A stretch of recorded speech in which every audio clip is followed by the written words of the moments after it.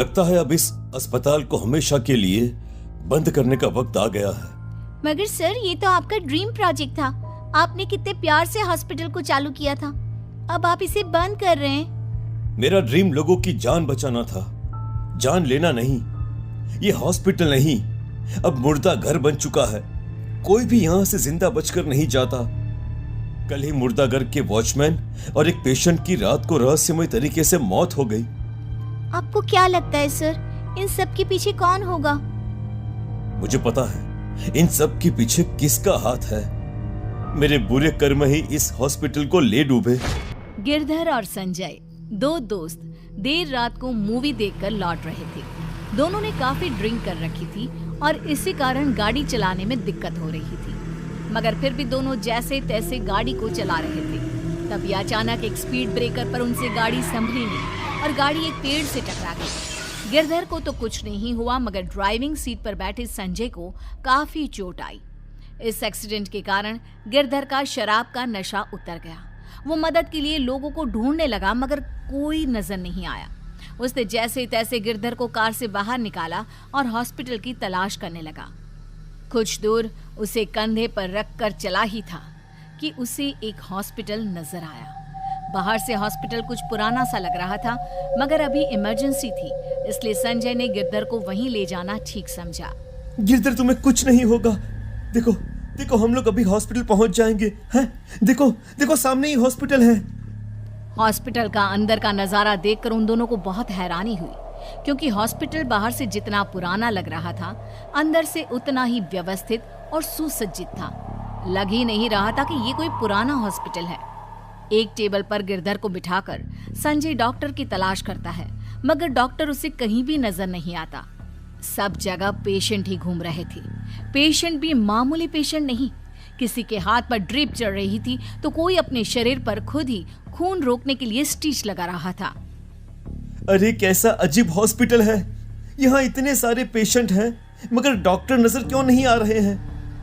तभी एक पेशेंट आकर संजय के पास खड़ा हो गया। अरे क्यों भाई, इतनी रात को परेशान होकर क्यों घूम रहे हो? कोई तकलीफ है क्या? डॉक्टर की तलाश कर रहा हूँ। मेरे दोस्त का एक्सीडेंट हो गया है, सिर से बहुत खून बह रहा है। मरहम पट्टी करने के लिए डॉक्टर की जरूरत है मुझे। डॉक्टर की क्या जरूरत है? मरहम पट्टी तो मैं ही कर दूंगा। पिछले 30 सालों से अपने घाव की ड्रेसिंग मैं ही तो कर रहा हूँ। कहते हुए पेशेंट पेट पर अपना घाव दिखाता है। संजय को लगता है कि शायद तकलीफ के कारण उसकी दिमागी हालत ठीक नहीं है।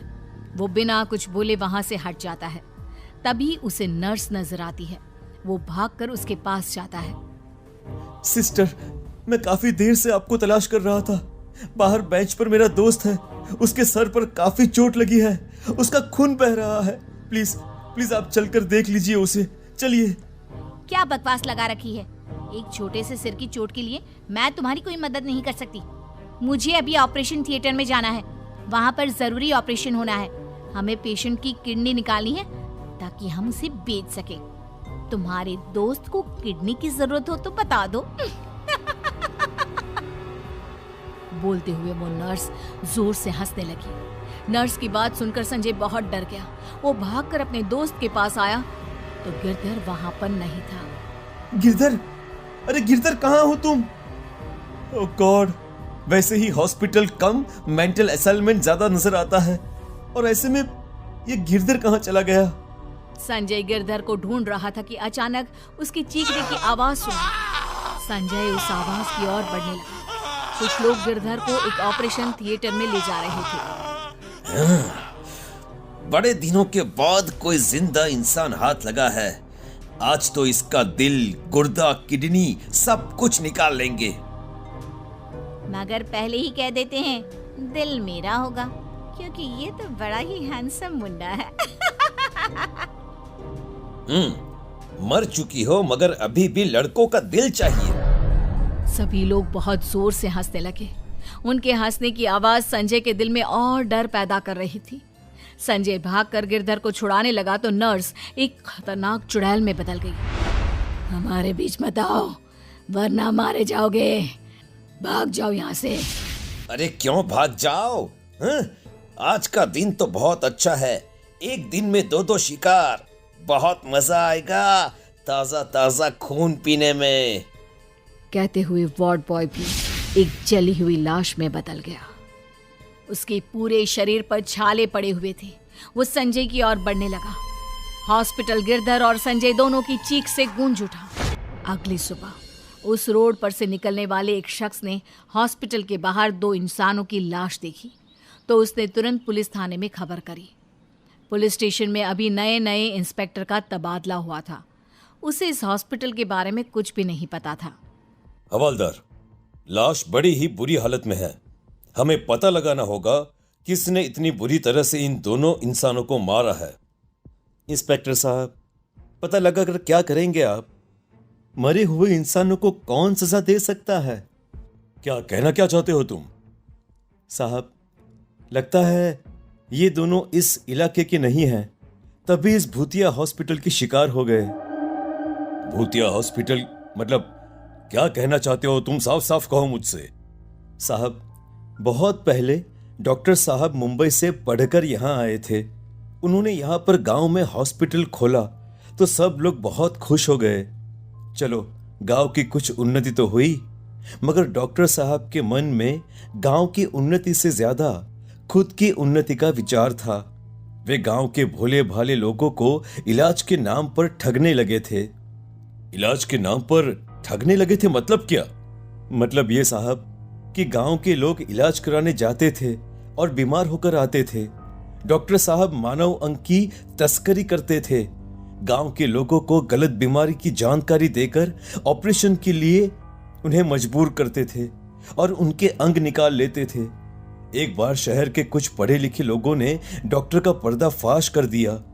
उन लोगों के कारण जब गांव के लोगों को इसके बारे में पता चला तो वह लोग बहुत नाराज हो गए और उन्होंने डॉक्टर को जिंदा जलाने के लिए उन्हीं के अस्पताल में आग लगा दी। गुस्से में गांव वालों ने यह भी नहीं देखा कि हॉस्पिटल के अंदर मरीज भी हैं। कई बेगुनाह उस आगजनी में मारे गए, मगर डॉक्टर बच गए थे।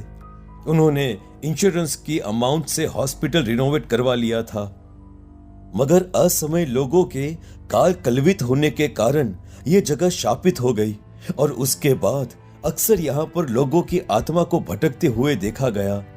कई सारे पेशेंट और अनजान मुसाफिर उन आत्माओं के शिकार हुए हैं। अरे, डॉक्टर ने खुद भी कई बार इस अस्पताल में मौत का सामना किया है, मगर किसी अनजान शक्ति के कारण वह हर बार बच जाता था।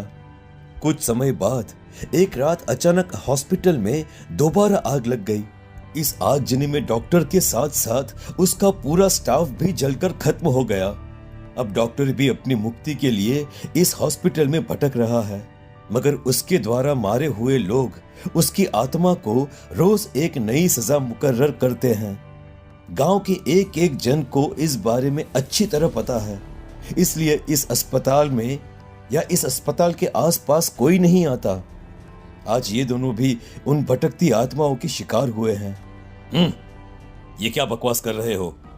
मैं नहीं मानता इन सारी बातों को। जरूर यह सब किसी की साजिश है। यदि भूत प्रेत हैं तो आज की रात मैं यहाँ जरूर रुकूंगा।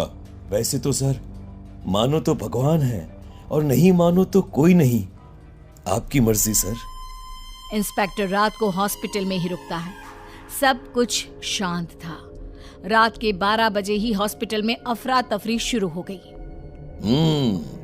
नया पेशेंट आया है। बहुत दिन हो गए हैं किसी की किडनी नहीं निकाली। नर्स, ऑपरेशन थिएटर रेडी करो। इंस्पेक्टर साहब, अपने हाथों से खुद को सील तो लोगे ना? मेरी तरह सील लोगे ना? प्लीज प्लीज मुझे जाने दो मुझे। आए तो थे तुम तुम्हारी मर्जी से, लेकिन अब जाओगे हमारी मर्जी से। क्यों?